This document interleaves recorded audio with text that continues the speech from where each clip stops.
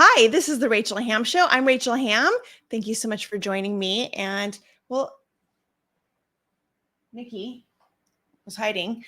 And my guest today, David Serpa. So I'm excited to talk to him and introduce him to you guys. But before we get started with that, I do want to let you know that someone is impersonating me again. So on Rumble specifically, I noticed someone was started an account that and used my name and my picture and everything and is going in and commenting on people's comments, giving like financial advice or predicting financial things. That is absolutely not me. I'm not doing that. So if you were one of the people who was notified that I made a comment on your comment and it was a weird financial thing, prediction, it wasn't me. So I just want to make sure that is clear because I hate the thought of someone thinking I actually did that. And it just drives me crazy that people do that. It's very weird. But anyway, wanted to let you know. So now you know.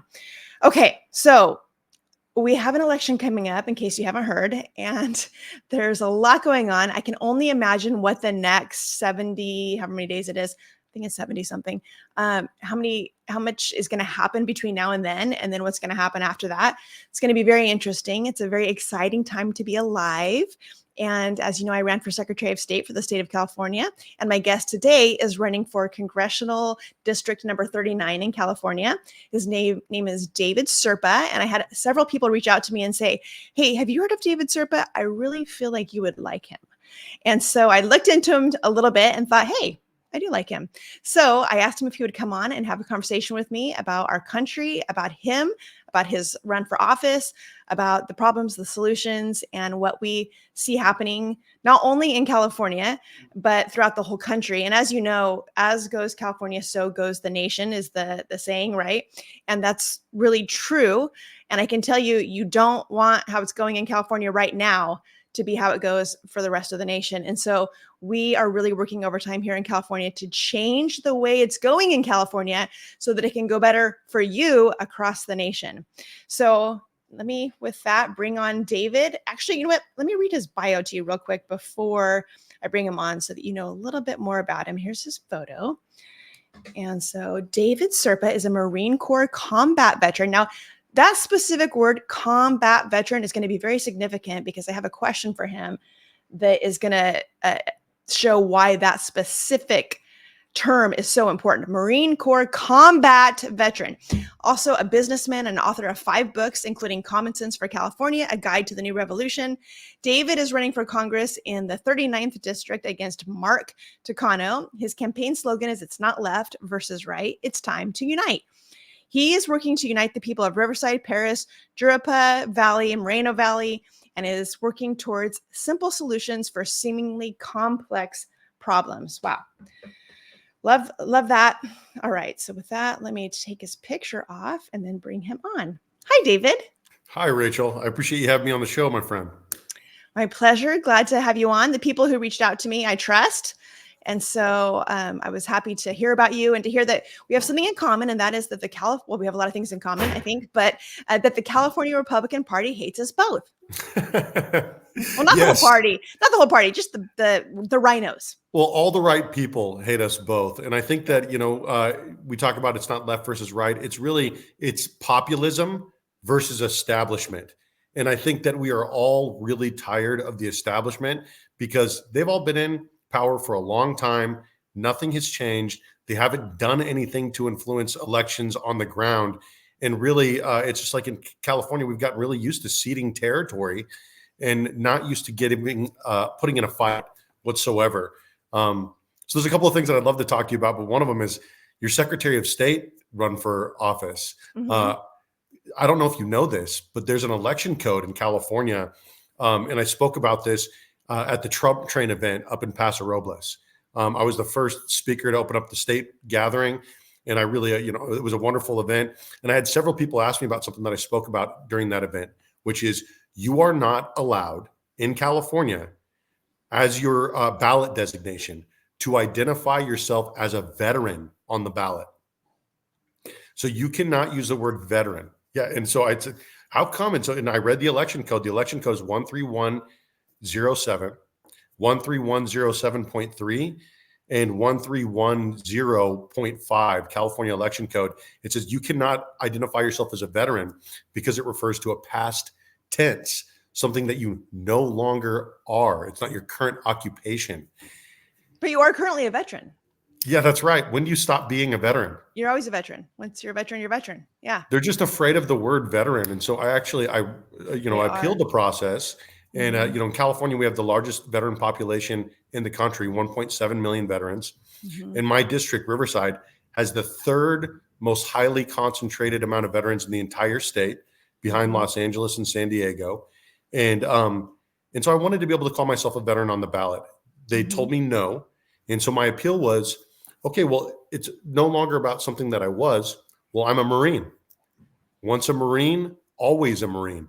That's official Marine Corps stance. It's on page 1 of their website. Mhm. So I appealed the process, and they had their lawyers contact me and tell me that I'm not allowed to call myself a Marine on the ballot. Interesting. They are. So this is really interesting. The thing this week, I have thanked 3 different service members for their service, and they all said the same thing. All of them, which I had never heard of before until this week. So I thought it kind of took me by surprise when all 3 said the same thing. They said, "Do you know what they said?" Uh, I don't know. What did they Because I don't say? know. I didn't know if it's like a thing that you're being taught as a person who has served. But they said, "Thank you for your support."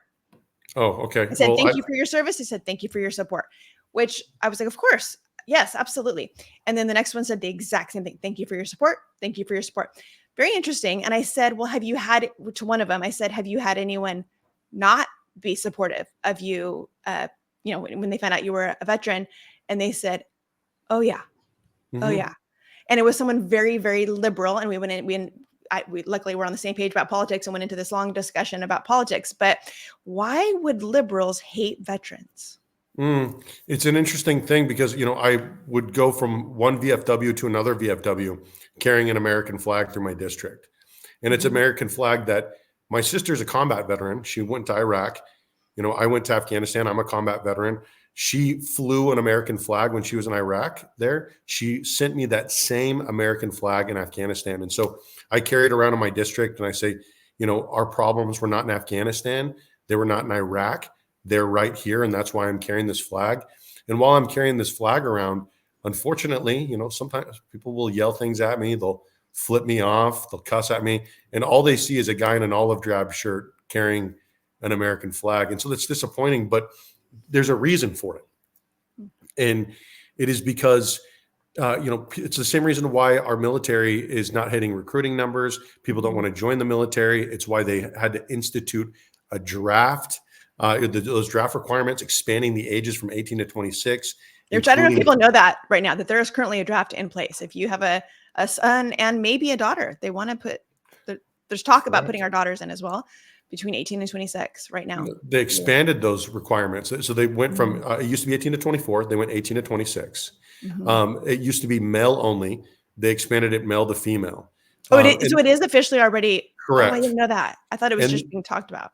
yeah, and then the final thing Okay. is it was mandatory draft registration, and now it's automatic Yeah. registration. Yeah. So it's no longer, you go and you get your draft card like you did when I turned 18. Mhm. It's something that is automatic for everybody, and so the reason for that is they need more bodies for the meat grinder, and people Mhm. aren't joining up to serve a country that they have lost faith in.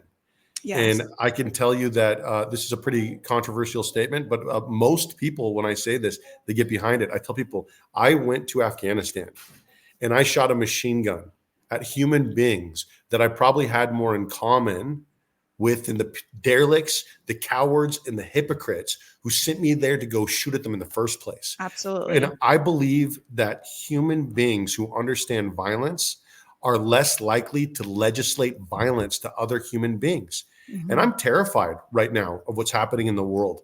We're on the Mhm. brink of World War III.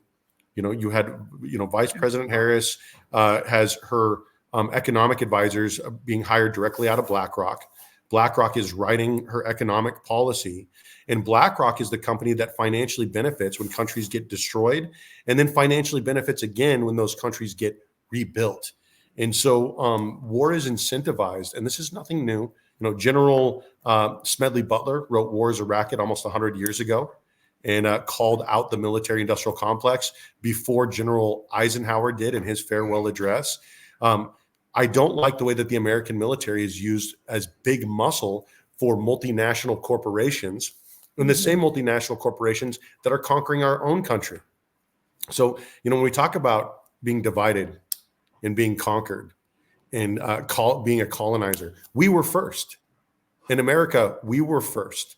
And when you conquer a country, you control their education system and you turn it into an indoctrination system. You control their healthcare and you make it more about sick care and making it so that people can't benefit. You make it so that the home of the free becomes the home of the incarcerated. We lead the world in incarceration. And you control their resources, their energy, their water, and their farms. You make it so that people are morally and financially bankrupt, that they don't own their homes. They don't own the land that those homes sit on. They don't own the businesses on Main Street. And so when I talk to people like this sounds like California. This sounds like America. We were first. And so that requires a direct response, because in California specifically, it's incredibly important. We were dried up on purpose. Our farmers were denied water. Explain what you mean by on purpose. We were dried up on purpose. Explain that. Correct. Well, so California voted for water infrastructure bill, $7.9 billion in water infrastructure. And we've already paid for it, by the way. We already paid for it. What happened to that? And then we developed additional water infrastructure in Kern County after all those farms were drying up. And then we sold it to the Resnick family for their wonderful company, farming empire in Southern California. And so for the last 20, 30 years, tell me about that. I don't know about that. The Resnick company, and there's a National Geographic documentary that was done about this. I believe it's called Water Wars or something like that. And it's about the Resnick company and the Resnick family. They own a company called the Wonderful Company, and they grow almonds down in Kern County. I do know about this. I didn't know that. Okay, yeah. And so all of that water that was supposed to go to the Los Angeles area basin was then cut off and diluted once that water infrastructure was sold to the Resnick company. And it was done in a closed door deal in Northern California that the public had no idea of. So we developed that infrastructure with public funds, our funds. And then we sold it to a private company. But that private company had been busy buying up farmland that had been purchased for pennies on the dollar. And because we're doing the same thing in Northern California, there's this big smart city that's being developed right outside of the Bay Area. And so people don't understand that water is used as a way to manipulate a population, to control us, just like oil is, just like energy is. And when you look at the way that water is used in California, we are an agriculture state. We're the breadbasket of America. Although Nancy Pelosi wants to make it where we no longer have any agriculture here. She actually said she wants to make it a populous state that is just people up and down the state, no ag land. And she wants to ideally remove all of the ag land, where I live in the Central Valley. So, I mean, yesterday I drove for miles and miles and miles, about 45 minutes, never did get out of the trees and the grapes and the peaches and the all the different stone fruits. And it's amazing. We are the breadbasket of the world, but they want to change that. It's an amazing thing for a person to say who owns so many vineyards. Right. So Nancy Pelosi owns a lot of vineyards, just like, Governor Newsom owns a lot of, Plumpjack owns a lot of vineyards as well. And so, and they're never going to go dry in Napa because they live in an area where water is abundant. They don't necessarily have to worry about their water. But the thing is a lot of Southern California depends on the water from Northern California. And we depend on the water that comes in from the Colorado River. But they continue to build cities out in the desert, and they should be able to. In Nevada, in Arizona, in New Mexico. They should be able to. But what we need to do is we need to invest in desalination and start funneling fresh water inland. And then we can start selling water to our water poor neighbors and start using it to increase our surplus here in California. They also are pumping some of our fresh water out into the ocean, for the farming, the salmon farmers. Which I got a real earful from one of them, because I was saying I didn't think we should be diverting our fresh water out into the ocean and throwing good water away. We can't afford to. And a salmon farmer came up to me and said, shh. Well, this is what's going on right now. We have been taught, like a bunch of flat earthers, that we only get water if it rains enough, and water is a scarce, minute resource. Well, 78% of the planet is covered in water. 78%. And people say, oh, well, desalination is expensive. No, we are the 36th ranked nation in the world in desalination. Israel desalinizes so much water that they sell it to their water poor neighbors. And so there is, you can do a lot of, a recycling of water, of brown water and whatnot. You could do a lot of conservation. You could build more dams and whatnot. But the thing is we need to make it so that desalination is something that we are investing in, and we are funneling fresh water inland, because what they want to do is they want to capitalize on scarcity in everything. They want to run the education system, run the healthcare system, run housing, and then so instead of banking on abundance, water should be an abundant resource. If the ocean levels are rising, wouldn't it benefit us to funnel so much of that fresh water inland and start growing a bunch of food? And if the planet is getting hotter, well, wouldn't it benefit us to plant a whole bunch of trees and make it possible for us to grow a whole bunch of food in the desert? Because other countries are doing this, but we are not doing it because they want to control us through our food. California is the breadbasket of this country. Yes. Iran is the breadbasket of the Middle East. Ukraine is the breadbasket of Europe. And so when you start looking at these things, BlackRock and a lot of these companies are deliberately going after farms in other countries. I mean, look at India. Over 10,000 farmers have been, eliminating themselves every year for the last 10 years because they're passing the kind of legislation that we're starting to pass here in California. Restrictions on, Bill Gates is very involved in farming in India, if you couldn't tell already. He is here as well. He is here. He owns about 30,000 acres. And I'm thinking, what does he know about farming? I've never seen him in overalls out there digging around in the dirt. So, but it's not about farming, it's about control. And so if food is abundant, they can't control us with food. And so I want to get to a place where food is abundant, but they're what they've done is they've started buying and programming these politicians, because the Republican Party, we chose President Trump as our nominee. Kamala Harris was not chosen by the Democrats. She was chosen by we call them the elites, but I call them oligarchs. She was chosen by the oligarchs to be their puppet, because she said recently that in the past, wars were fought over oil, but in a short future, wars will be fought over water. Water. That's a scary thing for somebody to be saying. Especially when we know that weather manipulation is a very real thing that is happening. And so if they're telling you this is what the war is going to be over, it's because they're going to make it happen. They're not prophets. They're just telling you what they're going to do. And what's interesting about this is you'll say something like weather manipulation is a real thing, and people will say, oh, Rachel Hamm, she's one of the crazy ones. All you have to do is a quick Google research, and you'll see the mainstream media reporting that, I think was it Saudi Arabia, that they seeded the clouds too much and they flooded, it flooded everywhere. And so, yes, it's absolutely 100% happening. And to think that it's not is just ignorance. But the thing is we like to keep our blinders on, and we like to think, oh, well, that's something that the CIA used to do 50 years ago. Or that's the way that the FBI used to act 50 years ago. And it's like, listen, they're not even being discreet about it anymore. And I'm a Marine. I grew up listening, loving this country, and I love this country. I see an American flag blown in the wind and I get chills. You know what I mean? I grow up. Well, and you're not just a Marine, but you said, you're a combat veteran. And I said, I wanted to kind of like that specific word was going to be important because I have a question that I had about that.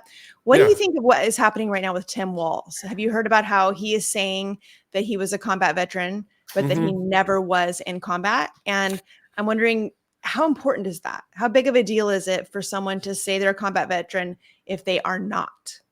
Yeah, and so I'll tell you, in the community, it's a pretty big deal. But I can tell you that outside of the community, 99% of the people that are commenting on this are not veterans, and they've never served. And I can tell you, so Tim Walz served for over 20 years. For 20 years. He served for a long time. Probably did a lot of great things in that time. And I don't want to take anything away from him because of the way that something happened in the end of his career. Mhm. because he's a fellow veteran. You know what I mean? The same people that are attacking walls should understand that on the other side of the aisle, there were people that were attacking my boy, fellow Marine, Vance, saying he brings nothing to the ticket. He brings nothing to the ticket. I'm like, listen, so you don't want me to be upset about our side attacking walls, but you want to say that JD Vance brings nothing to the ticket as a United States Marine Corps veteran, someone who rogered up and took an oath saying that he would protect the Constitution against all enemies, foreign and domestic. That doesn't mean anything. But I can tell you that out in the Okay. world, that means a lot. But I don't think anyone is wanting to take anything away from Tim's service. We are certainly grateful. Like I said, thank you for your service. I think Sure. everyone who has served always, I don't care what party they're a part of, right? Very thankful for your service. I don't have a problem with the service. I have a problem with them lying.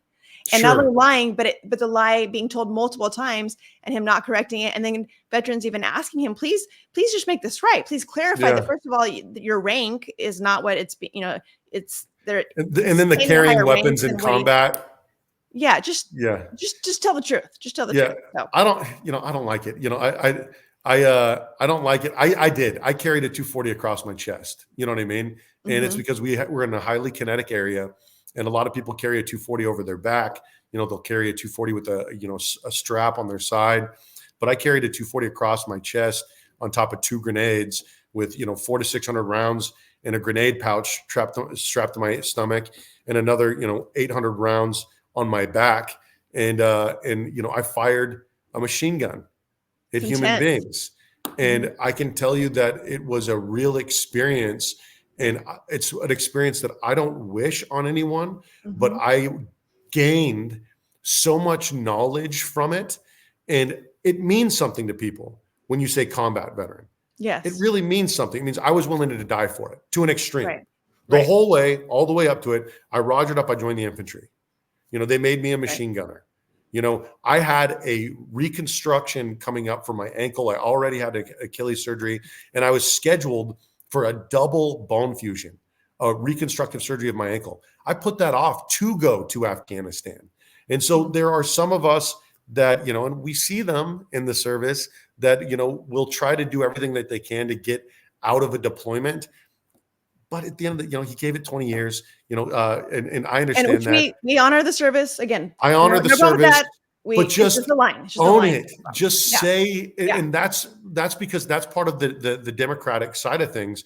They want to check the boxes. Yeah. They want to make the appearances. Oh, I am this nationality. I am a woman. Oh, I carried a gun in combat, because then you get to speak on everything with authority. And there's some truth to that. The moment that, if somebody's talking about war and they never served in the military, then, they have a little bit less that they can say about it, but they've seen a lot. It doesn't mean that you're ignorant. It doesn't mean that you can't study. You just don't have firsthand knowledge. And then and then there's a fraction of us in the military that have actually seen combat. Very few of us. Mm-hmm. And it's a higher level sacrifice, in my opinion. So I do want to differentiate. But speaking of war, the military industrial complex, I heard you say that there have been 5 audits of the budget for the military complex that they failed, and that there were 61% of their budget was unaccounted for. That's right. We're actually at number 6 now, because they just failed another audit. So 6 consecutive audits, 61% of $3.5 trillion in weapons, in assets, in financial capital missing throughout the globe. And so when they failed their 6th consecutive audit, what do? We give them a pay raise. Now they're, the almost $900 billion annually. We fund 70% of the world's authoritarian dictatorships. We, the people, fund 70% of the world's authoritarian dictatorships. And the Department of Defense has run amok all throughout the world. They left behind, billions of dollars of weapon systems in Afghanistan that weren't supposed to be operable. Yeah. Like, we were told that, all of those were made inoperable. And then here it is. We see a parade, in an American military parade, 90% of us are out, we're marching. We don't have enough resources for all of us to be in vehicles. You see an Afghanistan military parade, and I'm seeing rows and rows and rows of MRAPs, up armored vehicles, helos going through the air. That And are I'm like, ours. that That are we left ours, there. that we Yeah. paid for. Yeah. But then I heard also that China came in and swooped up a bunch of what we left and I is bet. dissecting it and to learn about us. Yeah. Yeah. Yeah, it's incredible. But so what are the why even do an audit if there's no consequence of there being, 61% of that budget unaccounted for? First of all, let's stop doing the audits. I mean, what a waste. Let's stop wasting money, time, resources of every kind. But what in the world? So what? So Is at there some anything we point, can so do what about does it that? mean if you break a law without accountability? If you Right. break a rule without some sort of accountability? And so the thing is if you run an audit and 61%, more than 50% of your budget is missing in the private sector, somebody's probably going to jail. Yes. Someone's probably You and I, if we did our taxes and, we just said, well, 61% of our income were, I don't know, we don't want to talk about it. Yeah, that's We right. just don't want to talk about it. For the last 6 years, Right. just over 60% of our income is just missing. We would go to jail immediately. And what do they hire? 75,000 new IRS agents. Hey, listen, you want to find billions of dollars, new IRS agents? Just audit the Department of Defense. That's what we need. Start hire all of those IRS agents to start auditing government entities. And because the thing is government entities have gotten so out of control.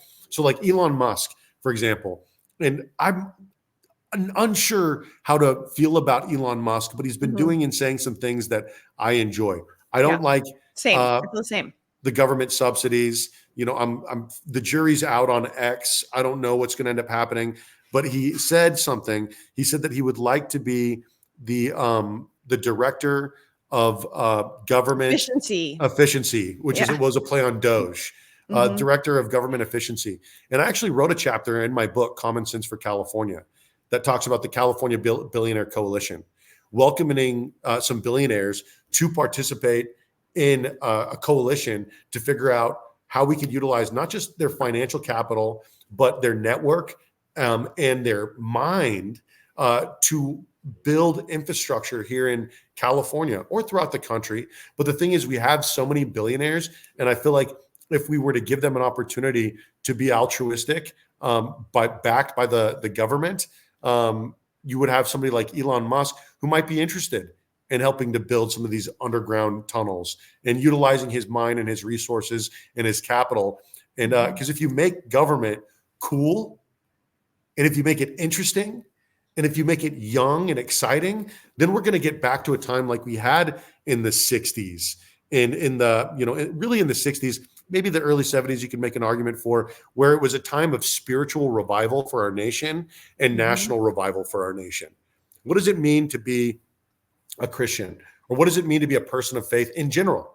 And then what does it mean to be an American, and what responsibilities come with that? And so I feel like, here we are 50, 60 years later, going through a lot of the same things that we started going through, 50, 60 years ago.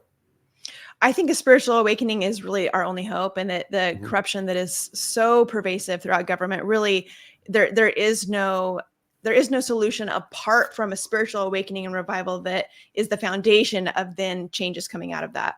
But tell me about how your relationship with God is connected to you deciding to run for office. Oh, sure. So you can't separate the two. So I feel like, so in 2018, I checked myself into the VA mental health facility in February of 2018. And I walked in there wondering what was wrong with me, really trying to deal with a very violent combat deployment, a very violent childhood, and just needing to get right. And I walked in wondering what was wrong with me. And I walked out with a list full of things that were wrong with me and a bag full of medication, being told that I'm broken, that I have post-traumatic stress disorder. And when you get stuck in the disorders, autism spectrum disorder, 1, bipolar disorder, 2, that's 2, 3, post-traumatic stress disorder. You start stacking up all these things. You start thinking, well, this is fundamentally a part of who I am. I have a manual now. I have a rule book that says, the way that my brain works, the way that my body works, that I need to get sleep, I need to eat right, I need to exercise, but also, and I'm going to get to this shortly, but our brains are designed this way and our bodies are designed this way for a reason. God designed me this way for a reason. You talked about being a little ADHD on one of your shows. Mm-hmm. And, it's these neurotypes that are being bothered by the way that the system has been structured that are naturally supposed to be the squeaky wheels that warn us, the canaries in the coal mine that warn us that we are in a nation that is being led astray. And it's not something that we need to medicate away. And it's not something that we need to silence. But when I walk in there and they ask me some questions, one of them was, do you believe that God is talking to you? And I said, That was yes. one of the questions. One of the questions. And it's very interesting because this really bothers me. The survey was done in a hallway by a student, which is the way that a lot of things happen inside of a VA, right? Wow. And he says to me, do you believe that God is talking to you? And I said, yes, I'm a Christian. And he said, you believe that God is talking to you? And I said, yes. Okay, well, what does God's voice sound like? And I said, like my voice. And but less critical. And he says, well, what is God telling you to do? I said, well, God gives me orders. And if I listen, I get more orders. And if I don't listen, he stops talking to me. And we didn't have a lot of a conversation about that after that, but it was because of that, and amongst other things, that I was diagnosed as bipolar 2. Because part of being bipolar is they call them audible, hallucinations, right? But for me, I don't necessarily feel like that is a hallucination. I feel like I'm honoring what God wants me to do. I don't feel like 2,000 years after Jesus died that suddenly God stopped talking to us and that the Holy Spirit stopped walking out in front of us. And so that we're somehow disconnected from God, that our prophets are dead. And so I believe that I have a faith that is living and breathing. And so, but I struggled with my faith after leaving the VA. I really did. I struggled with it. And I just started a band. I grew my beard out to here and my hair out to here. I left the business world, and I really struggled with wanting to be alive.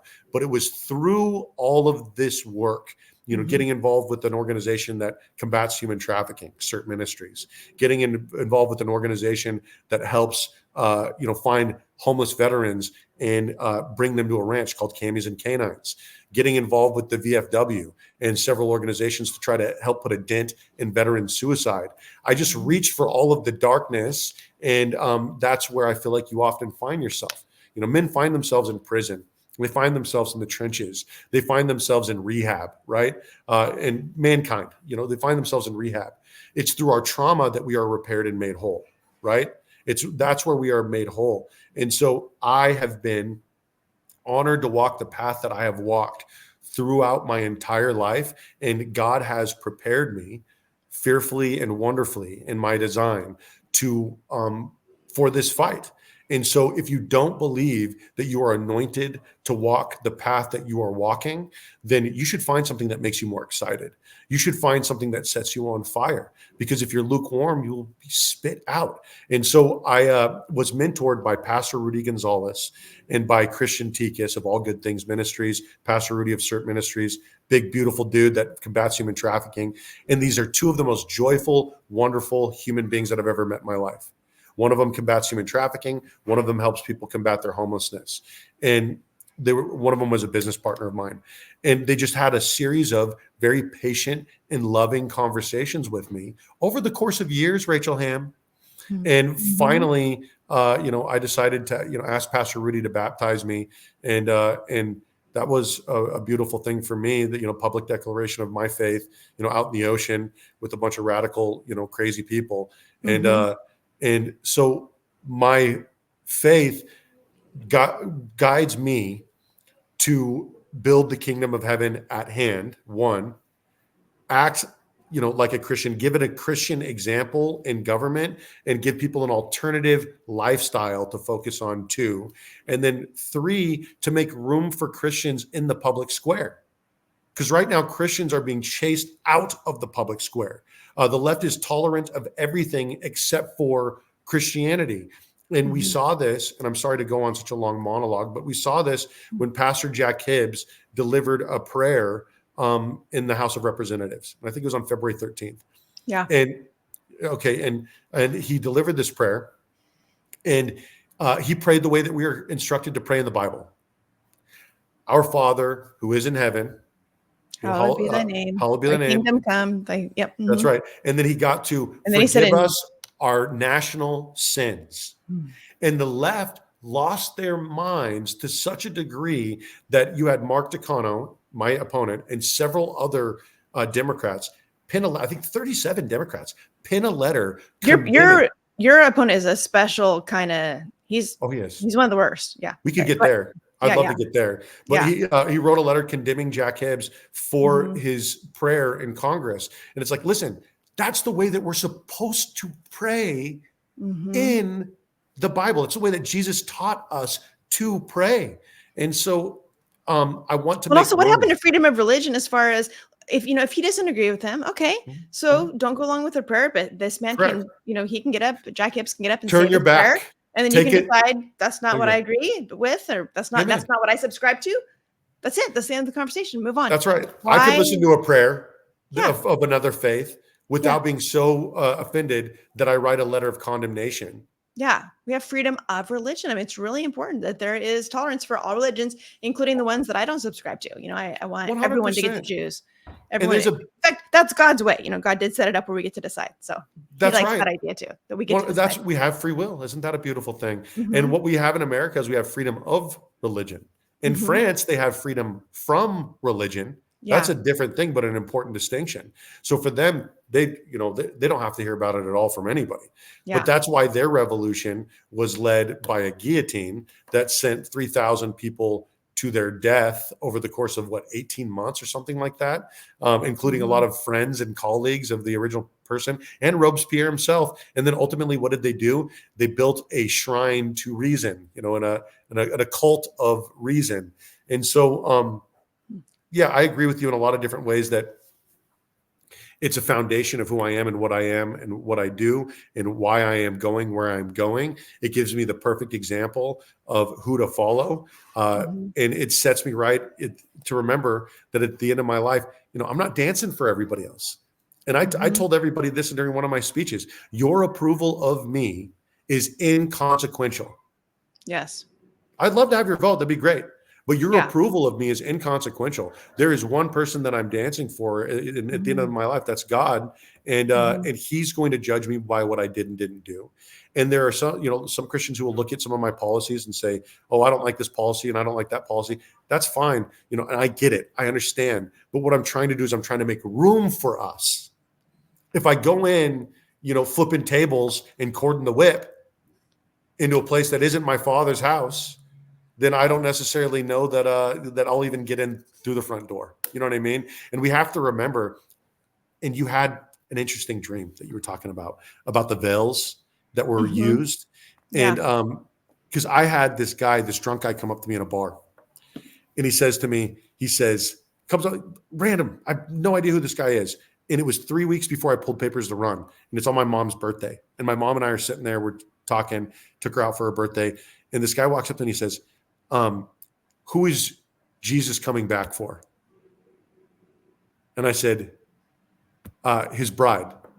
And he said, and who is his bride? And I said, the church. And he says, and who is the church? I said, the people. And he said, I just want to make sure that you know that. And he turned around and he walked away. Interesting. He turned around and walked away. He comes out, 20, 30 minutes later, and he's having a drink or whatnot, and he's sitting opposite to me. He's having a cigarette, and he goes, I don't like the way these make me feel. And I was like, what? He goes, I don't. He goes, why do people? It really interesting. He goes, why do people smoke these? You know what I mean? And I said, I don't know. And then, a few minutes later, he walks up and he gives me a hug, And he leaves. He stood up right next to me. I was like, is this guy getting ready to beat me up outside of this bar? But he gave me a hug and he left. And so we forget that. We forget who the church is, and who Jesus is coming back for. He's not coming back for the government.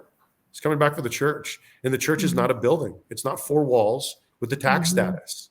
It is a people. Yes. In fact, a lot of the church is not inside the four walls right now because there's so much corruption in the church. I say, there's deep state. I think there's also deep church. I think a lot of churches are real sold out to some shady stuff. But let's shift. We could talk about, sorry, but really quick, we're trying to get drop boxes into every church the Sunday before Election Day in Riverside County. And we're reaching out to all of these churches. And unfortunately, very few people want to take us up on it. It's not Republican. It's not Democrat. Yeah. We're just willing to drop it off. And but people are afraid to get political because they're afraid that they're going to lose their tax status. And if you're afraid of what you are allowed to say from in front of your congregation, who are you worshiping? Yeah. Yeah, absolutely. The cowardice, it drives me crazy. But okay, I put your website up here so people can see your website. Tell us, what is the difference between you and your opponent? Because I know there's drastic differences. So why don't you highlight some of them? And it is drastic. So Congressman Mark Takano was made famous in Matt Walsh's documentary, What is a Woman? When he could not define what a woman is. Yeah. And hopefully everyone has saw that. If you haven't seen it, you got to go watch it. It's on Daily Wire.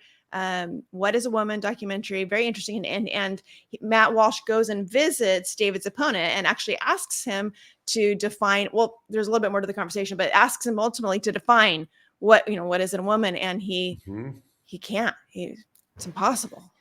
He can't do it. And I saw that firsthand when I attended his town hall, because I attended his town hall. And I sat there with a notepad. I raised my hand, tried to ask a question, but we could get there in a minute. But somebody asked him a question from the crowd and said, hey, listen, my daughters, they've got a scholarship to go off for track and field next year. And they're worried about, trans athletes. And he says, well, have they ever competed against a trans athlete? Well, then it's not something that they need to worry about. It's just like, so when you abdicate leadership, people that are your followers, they turn against each other. So he has to take, no matter what it is, whether it's right or wrong, you have to take a position. And for me, men should not be competing in women's sports, plain and simple. It just doesn't need to be happening. And so he's really found himself off in the woods when it comes to a lot of this culture stuff. Yeah, he's very extreme. Very extreme. He's the most extreme end of social issues. Extreme. And so to remain to the right of Takano is a very easy thing to do because he's so far to the left. And so because of that, he's alienated a lot of his base. And, he's on the House floor. He voted against a Parents' Bill of Rights. He was speaking out against a Parents' Bill of Rights on the House floor. He spoke out about women's sports and said that if Mike Tyson were to identify as a woman, he should be able to fight other women. I saw that. That's another insane. Crazy clip. I've met Mike Tyson and I've slid my hand through his arm right here. Yeah. I have a picture with him actually. Man. Holy moly. Yep. Solid steel, like about that big. If he were to fight a woman, he would kill her. Correct. Even if they were in the same weight class or anything like that. Yeah. It just doesn't matter. And so for people to be like, because people are making fun of a lot of the stuff of the boxing and whatnot, but this is all a repercussion of the abdication of leadership that comes out of the House of Representatives, out of the Senate, from our White House. And so because of that, people are being turned against each other on the street level, which doesn't need to happen. And so he's a very extreme person in a lot of different ways. He voted against the Secure Our Border Act. He voted no on the Laken Riley Act. He voted no on, there's just, I've got a whole thing on my website here that breaks down everywhere that he voted no. And he's got quite the track record. And it's pretty shocking. So he voted no on the Secure Our Border Act, no on the Laken Riley Act. He voted no on a resolution regarding crime against law enforcement officers. He voted no on the Parents' Bill of Rights Act. And then he submitted a letter to the Department of Defense stating that that parental rights should be written out of the Department of Defense Appropriations Act of 2025 for all schools ran by the DoD. And so it's not just having parental rights being written out of, schools in the country. He's going after everything on base. And then with veterans, people try to act like he is supportive of veterans just because he is, as the ranking member in the Veteran Affairs Committee. He's never served a day in uniform in his life. And so he passed something called the PACT Act, which expands veteran health care for some veterans.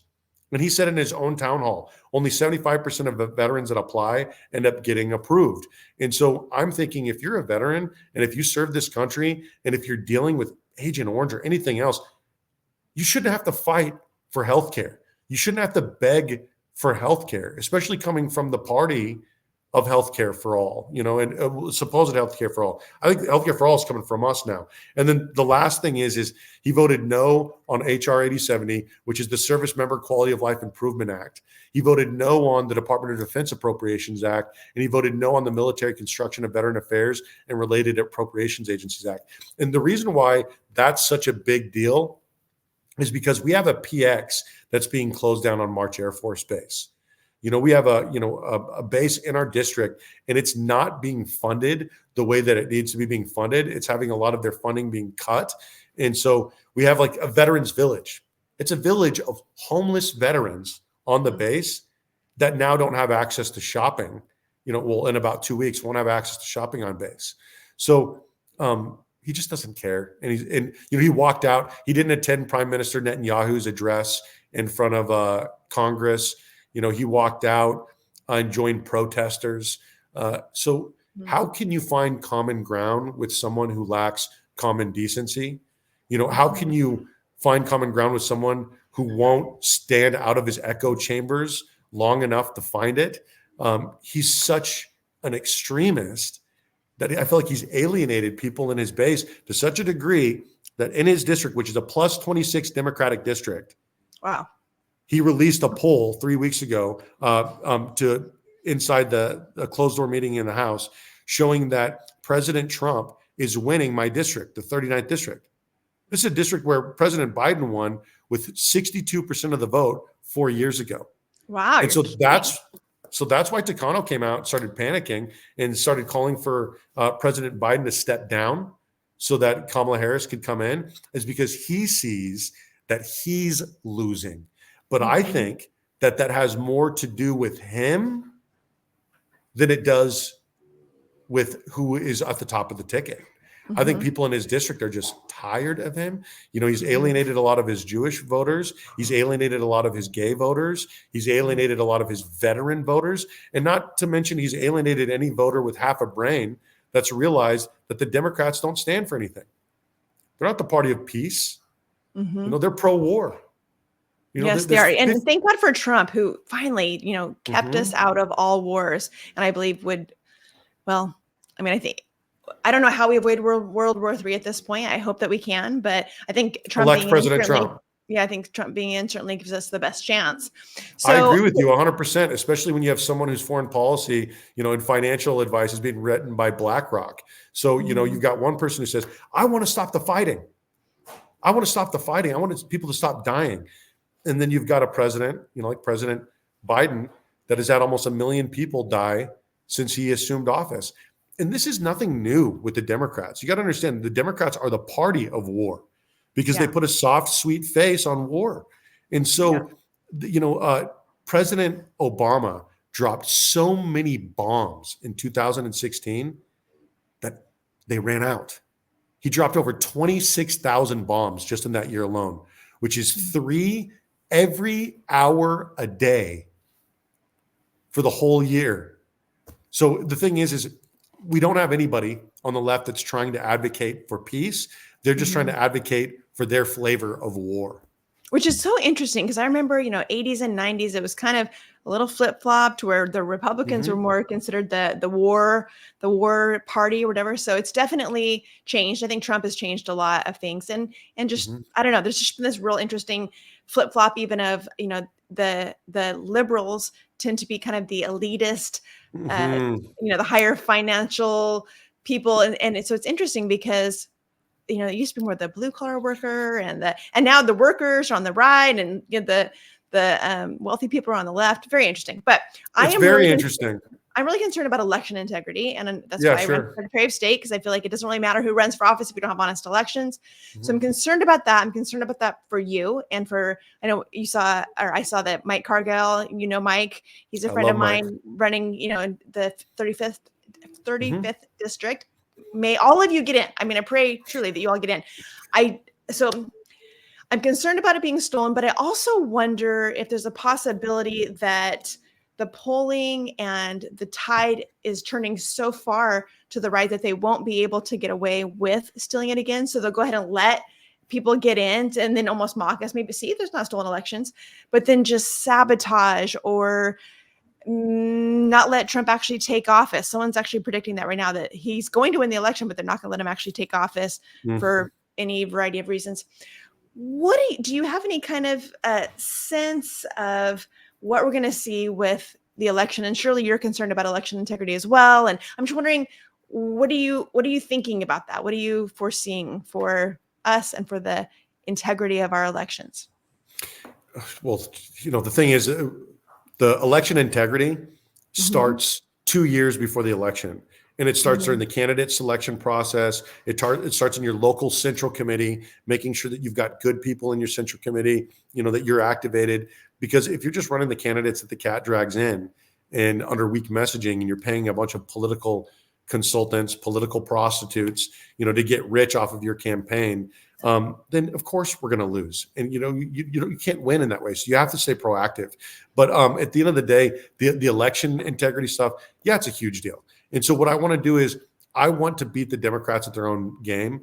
I want to ballot harvest so many votes that they want to make it illegal. And then if they want to make it illegal, then we require same-day voting and voter ID. Because I remember Mm-hmm. growing up, because we wanted to make the Dominion voting machines illegal, right? Then what Mm-hmm. happened was Shasta did it, Shasta County. And I Yeah. talked to Patrick up there, who's the head of the board of supervisors, and he said, "Oh yeah, we saved the county over $3 million. We purchased the machines instead of renting them. We bought the Mm-hmm. machines for $6,000 each, and we decided that in addition to having the machines print the ballots and count the ballots, we would count the ballots in 3-man teams around the clock until it was completed."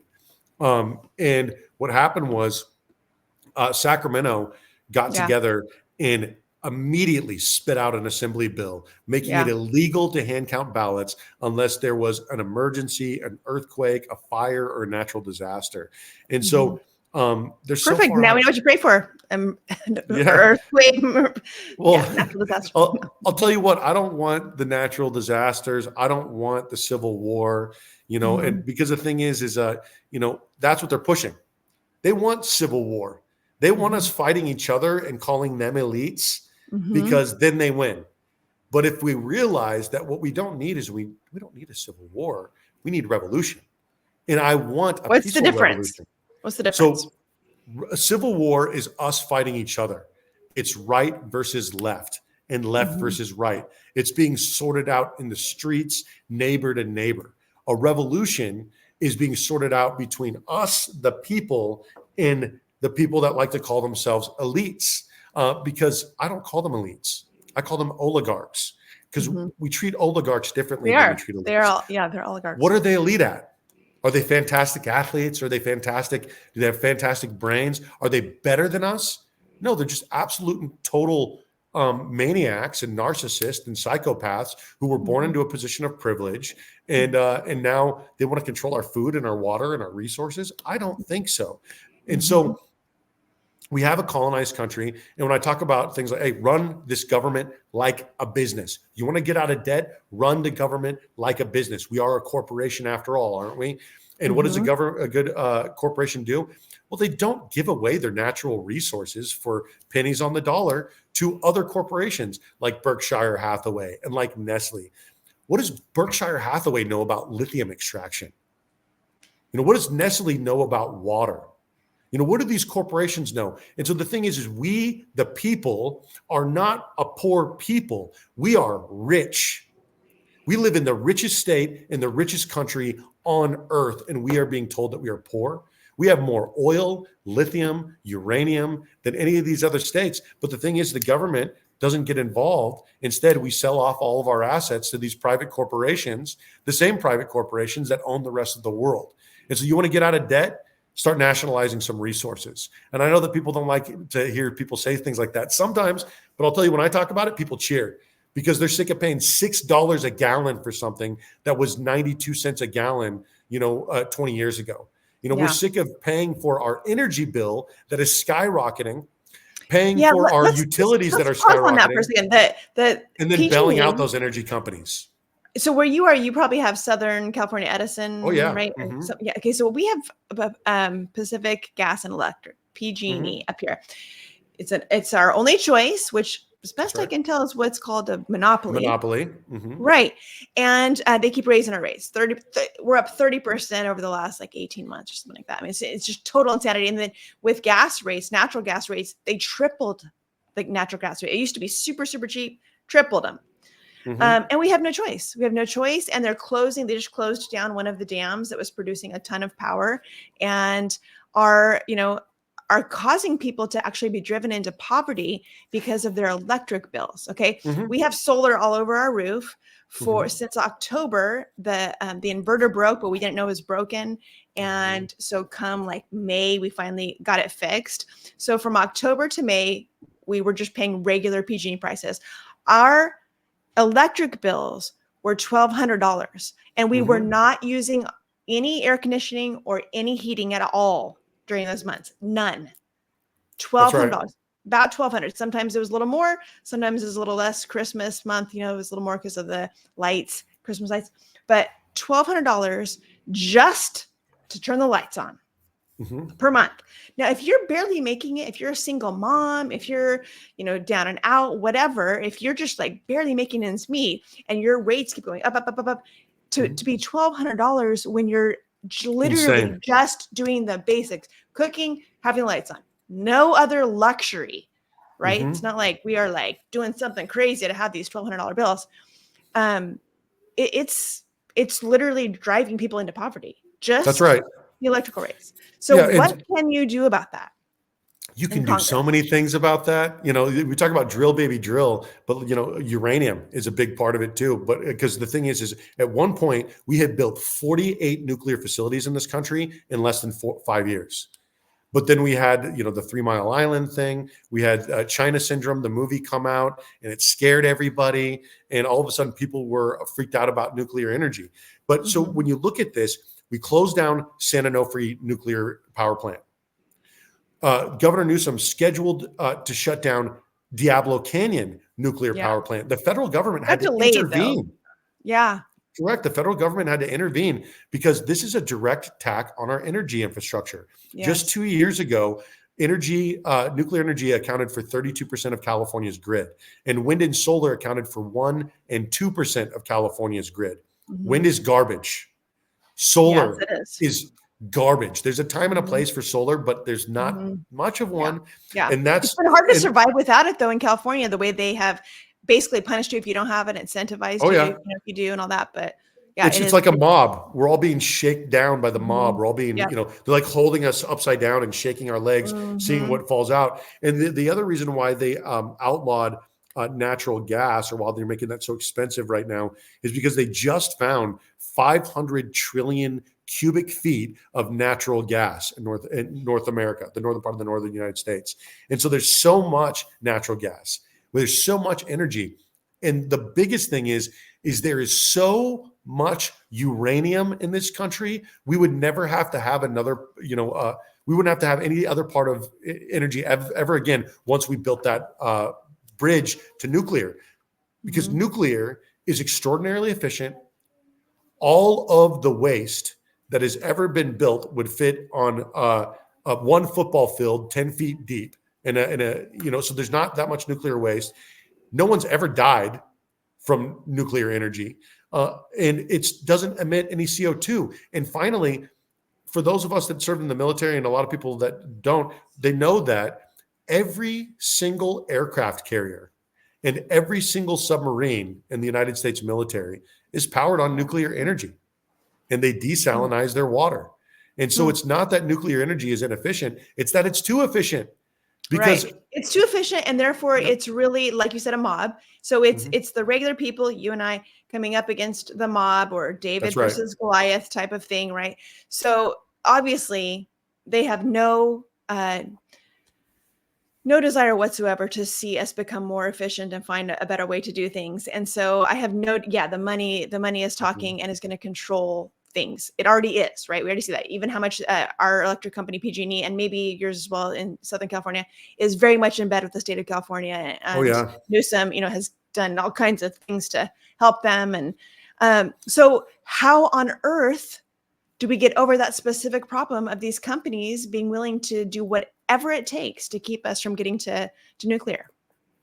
Yeah. So, well, I don't believe in these utility companies. I would nationalize energy, and I would make it so that, because if there's anything that we should be spending money on, it should be water, energy, and defense. Water is the cornerstone of every society. Energy powers a nation. Defense makes a nation exist. And so, we're selling off our uranium to Berkshire Hathaway. Are you freaking kidding me? And what is Berkshire Hathaway doing with it? Correct. Well, they're going to get rich, is what they're going to. Yeah, they're going to sell it back to us probably in a couple of years. Correct. In our computers and in our cars and everything, because China right now has been where we've been getting our lithium for years, and all of our lithium related products, because they're doing the extraction. But at this point, now China is not selling us lithium anymore. They're kind of, they've ceased selling us lithium.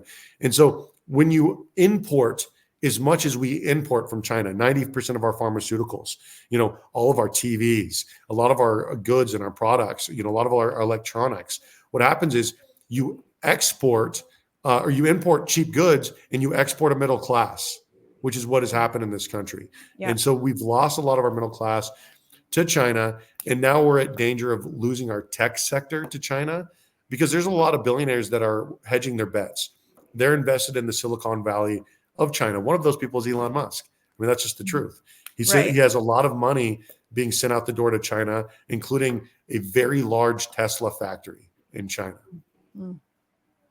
And one that just left California to go to Texas, which I certainly understand why he did that. So there's so much oil here, that, we don't need to be paying the oil companies that are ripping us off and that we've been going to war for, and be paying our government to rip us off. And so would you propose a bill to nationalize the? I would. The oil, the natural resources, the lithium, the uranium, because government needs to be ran like a business, and businesses have a product. And these businesses are too big for these small companies to handle without being subsidized anyway. And so I don't want to sell off our natural resources to companies that we're subsidizing to extract what could be the people's lithium, the people's water, the people's oil. Because in Alaska, they pay an oil dividend to their people. A lot of native tribes pay a dividend to their people. Yeah, there's other states that do as well. They pay like energy. They charge a certain amount, and then if you don't use that, if it wasn't used or whatever, they divide it up and give it back to the people. And it goes back to the people. And the thing is I want to feel like we own this American business, and I want to stop feeling like we are owned by it. And we cut taxes every year. When is the last time you were paid as an owner? And so I don't want to be paid until the budget is balanced, until we have a surplus, and until, because I would call that the American dividend. And the American dividend is something, when we stop spending so much money on war, we can always afford to kill people, right? We stop spending so much money on war. When we get our budget balanced, when we have a surplus, then we say, hey, listen, America has a surplus. We're the biggest business in the world. We're now going to, America is doing good, so Americans are going to start doing good. And so 25% of our gross domestic product of the previous quarter is going to be paid directly out to people, because people don't realize how much money we pay in taxes and how much the federal government takes from us. We pay 3 times for what we don't get. You and I in California pay a lot more than anyone else too. I mean, everyone watching certainly we don't want to pay any tax, right? But you and I in California, we are being taxed to death. That's correct. And the thing is people don't realize that, so if every man, woman, and child just stop paying, if we just stop paying our federal taxes. We could afford to give every man, woman, and child in California $501 a month or $6,012 annually. And so I just look at the way that we subsidize companies like, SpaceX, $15 billion. We spend on the Department of Defense. We spend on war. And I'm like, okay, if we incentivized the American people to have a balanced budget, we would vote for people that are more likely to balance the budget. And if a balanced budget means a surplus, and a surplus goes to people, then we're going to actually start running America like a business that benefits everyone and not just like a business that benefits some, because that's when you become dangerous as a country. How would we pay for our education? How would we pay for our healthcare? Well, we're a rich country. We just don't act like a rich country. And so some people, oh, that's socialism, blah, blah, blah, blah, blah. Look at Venezuela. Venezuela is not suffering because of the way that Venezuela suffers. It's because of our sanctions that we put on Venezuela. So we sanction so much of the world. We should respect the sovereignty of these other countries and then get out of their business and then start respecting the sovereignty of the American people. Well, they also have seriously corrupt leadership, but yeah. Correct. I don't want to be tread on by big government. And I also don't want to be tread on by big corporations. And right now what you have socialism for the rich and cold-hearted capitalism for the poor. And the rest of us are told to pull up ourselves by our bootstraps. Well, I'll tell you what, the truly revolutionary countries are the countries that take the oil, the water, the energy for the people to fund the robust social systems that we need. Because, we need to figure out where our money's going. We need to audit government spending, but you cannot. Yeah, but then there also has to be a consequence. I mean, look at what's happened with the military-industrial complex. Chains. 6 audits, and they're failing the audits, and there's nothing. Chains. So people need to be arrested. And so, because people are justified when they say, oh, hey, Serpa, so the government's not running efficiently, so you want to give it more responsibility by involving it in energy? Hey, fair point. But you know what? We've been completely screwed right now. And what we need to do is we need to start getting comfortable holding government accountable. And accountability comes with actions. If I tell my child, hey, listen, you can't do that, but he's realized that there's no repercussions for if he does it. There's no consequences. Then he's going to continue to do whatever he wants to do. And so it's the same thing with the government. And so a healthy audit, which could be performed in the state of California, it could be performed nationally. We could perform it on just the PPE loans. The homelessness budget, that all the money was for homelessness, it was audited. Same thing, bunch of money. Yeah. Where did it go? We don't know. Sorry, $24 billion missing. No answers. We voted for the lottery. The lottery was supposed to save our schools in California. Right. And so you cannot, I don't want to pump more blood into a corpse and hope that it's going to live. Because right now, that's kind of what the American economy is. It's like a corpse. It's propped up. It's overextended. We've involved in everyone's problems but our own. But what we need to do is we need to hold government accountable. We need to get government involved in the things that it needs to be involved in. I mean, is there something specific you can think of about how we can hold them accountable? Because like when I hear about the audits that have been failed and that nothing was done, it makes me furious. I want to hold them accountable. How do I do it? Do you have any ideas specifically? Congress has the power of the purse. That's why I'm running for Congress. We could cut off funding to a lot of these entities. Yes. Look at the CIA, the FBI, the EPA, the FDA. Is the Environmental Protection Agency, is it protecting our environment? Right. No. Is the FDA, is it protecting us from what is going into our food and our drugs? Our food supply is killing us. Yeah. Correct. Did you hear what Putin had said about the American food? He said the American men are becoming weak because their government is killing them through their food. Mm-hmm. And he said through their genetically modified foods that is like a poison to their body, it is making them weak. And they would be easy to conquer because of their food supply being bring it, Putin. I know. We can do it one-on-one, and I'll eat a double cheeseburger, and then we'll do it. What makes you so excited about RFK joining Trump? Which I don't know if you've heard about that he's going to announce he's dropping out of the race, and he's going to endorse Trump. That I think it's amazing, and he'll hopefully work with him. He's got some great things that he's talking about, specifically with Big Pharma and our food supply, and I'm really excited about that because I really do feel like it's an absolute crisis. What's happening with our I like looking at what RFK and Shanahan have been talking about with the HHS And, Hmm. because, 90% of our pharmaceuticals are imported from China. We Yeah. do not have a healthcare system that is making us healthy. It is designed to make us sick. We do not Yes. have free enterprise, medicine at all. And so if we were to, get rid of the FDA and make it possible for people to practice medicine in a way that they want to, they wouldn't have to go to Mexico in order to fight for their life in a method of their choosing. Yeah. And, we wouldn't have pharmaceuticals that are $250,000 a year for children fighting for their lives. And people say, oh, well, David, look at Canada. Look at how long it takes to get an MRI. I'm like, look how long it takes to get an MRI in California. Get Yeah. freaking real. And so President Trump expanded the Air Force into something called the the Space Force. Space Force. Hmm. And I would like to see the Navy expanded and to the United States Medical Corps as a branch of the Navy, because that could bring back public hospitals. And I would take that $1 trillion a year budget and I would reallocate 500 billion of it to be spent in the United States towards developing public hospitals ran by the United States Medical Corps. Interesting. Okay. We have lots of problems, lots of things we're concerned about, right? Lots of things that we see that need to be fixed. So you can't do everything. You can do some things though. And what I'm wondering is if you had to pick one thing that is making your stomach burn, you are fueled by it. It's what you on day one would like to go ahead and get started on right away. It's the top priority. What is it?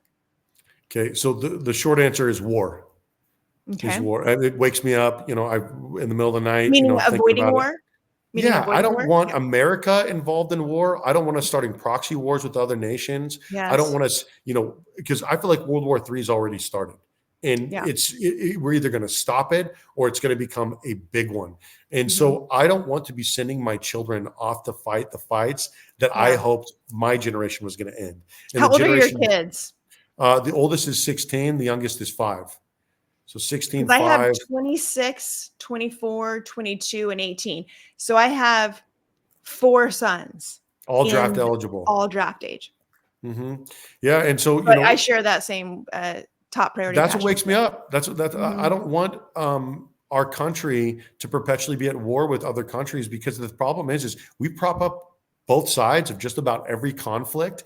And our Mhm. problems are not in Afghanistan, Iraq, Syria, Hammett, Haiti, all these different places. They're here. Yeah. They're in America. Yeah. And we have overextended ourselves. We have Americans dying all over the world. And, we don't even realize what we're doing in these different places. So revolution is local. And so I want to activate people locally. But the Marine Corps did not make me a sniper for the Marine Corps where I get to use one bullet. They made me a machine gunner where it's accuracy by volume. And so what I want to do is I want to use that same mentality towards politics.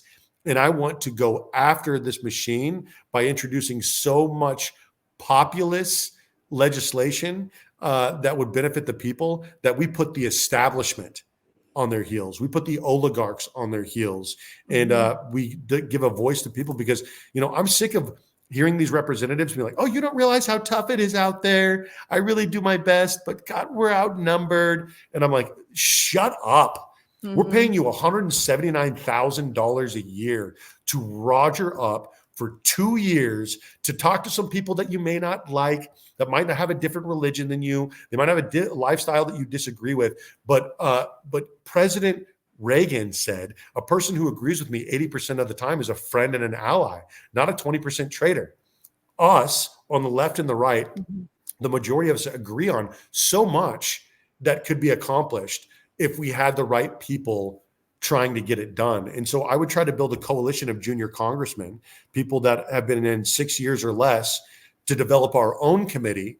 Because if you just focus on the junior congressmen, you have a majority.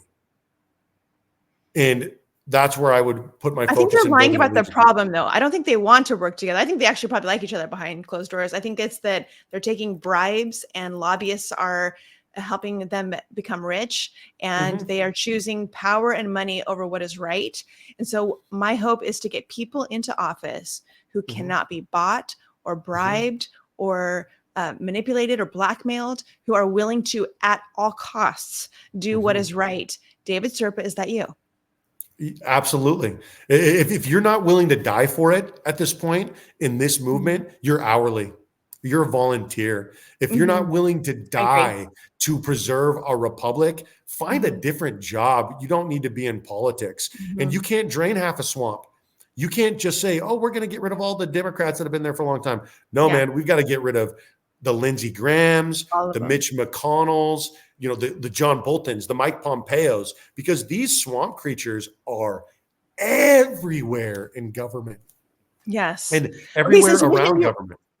I wanted to end on that question I'd asked you about what you're most passionate about and top priority. But since you said that you're a sniper, I would like to hear what you thought about what happened with President Trump and the snipers that took out the shooter and all that. You said you were a sniper, right? I was a machine gunner, but I worked with sniper teams. So I Okay. worked with Okay. Blackheart 1, I work with Blackheart 3, and what they do is they use machine See gun how easy it fire. was to correct me there and tell the truth? See, that's what Tim Walls can do. Okay, just want to point that out. Yeah, it's Totally so fair, easy to say, Rachel. no, actually, no, I'm not a sniper. I was this. Yeah. Yeah, see, done. Yeah, so Easy. I, Okay. I I worked with sniper teams a lot when I was in Afghanistan, and it would be me and two snipers, and normally someone to watch our back. So and what we did is we did Overwatch.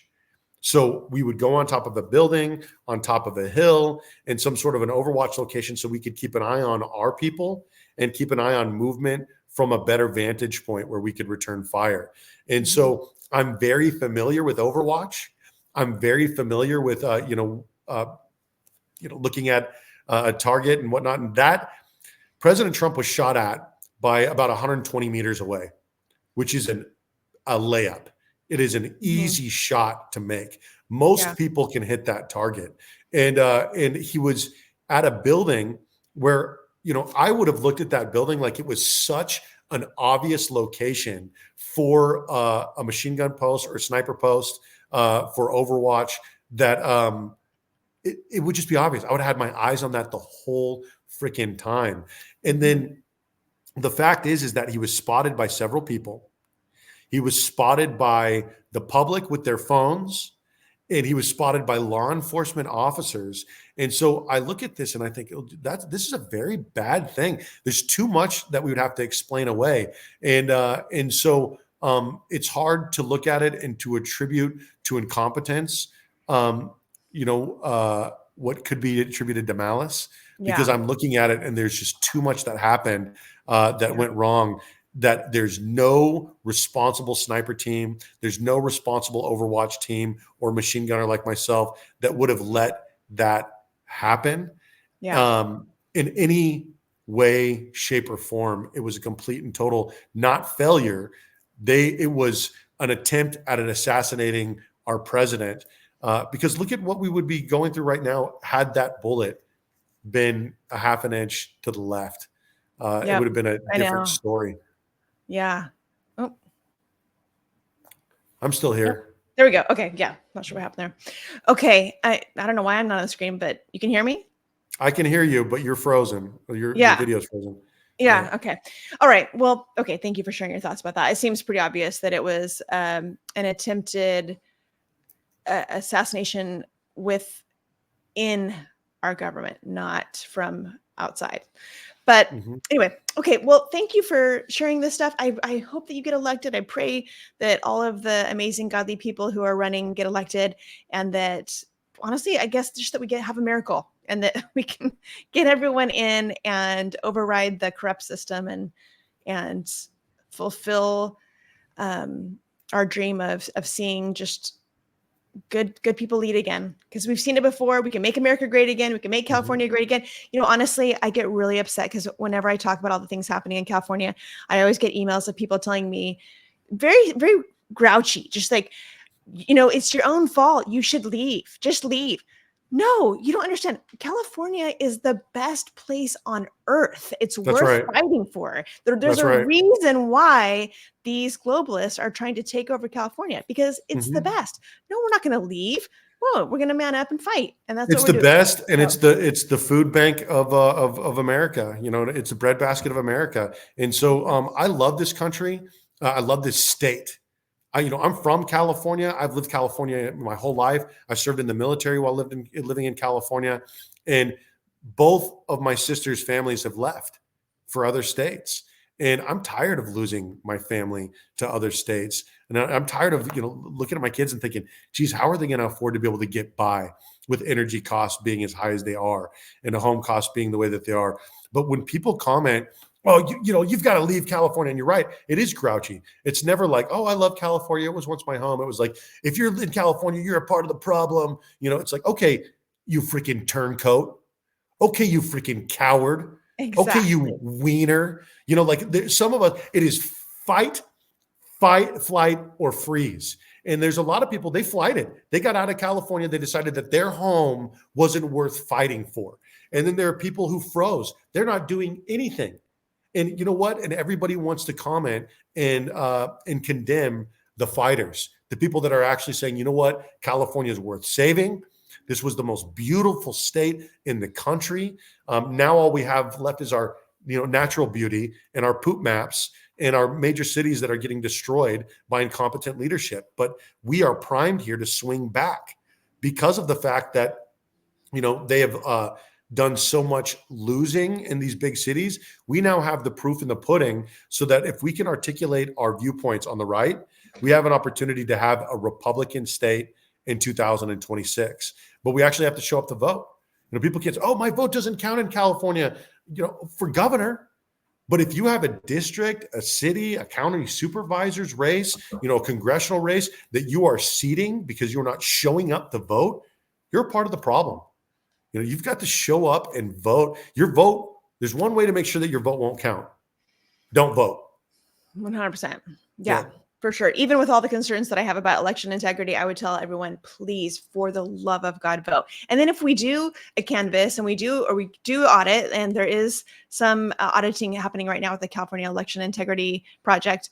But if we do an audit and they discover, oh, no, actually they did win because you didn't vote, then we're really screwed. So we've got to vote. We've got to vote. No matter what, you got to vote and just suck it up and vote. So agreed. 100%. Well, I live in the Central Valley. I don't know if you'll ever be traveling up this way at all, but if you do, I have a guest room with your name on it. I appreciate it, my friend. I'm up there all the time. I'm from Northern California. Oh, really? Where are you from originally? Originally the Bay Area, San Jose, and then I moved inland to Fresno, but I grew up in El Dorado County. Okay. So I'm in Clovis. Okay. Real close. So you know where Placerville is, right? Yeah. Placerville, Pollock Pines. That's my old stomping grounds. That's where I went to, that's where I went to school. Very good. Well, stop by and see us. I would love to have some more conversation with you and your wife. Great talking to you, Rachel. I appreciate you. Yes, you as well. Okay, you guys, go vote. Vote. If you're in District 39, vote for David Serpa. And if you're not, vote for whoever is good in your district. And let's make America great again. God bless you guys. Thanks for watching.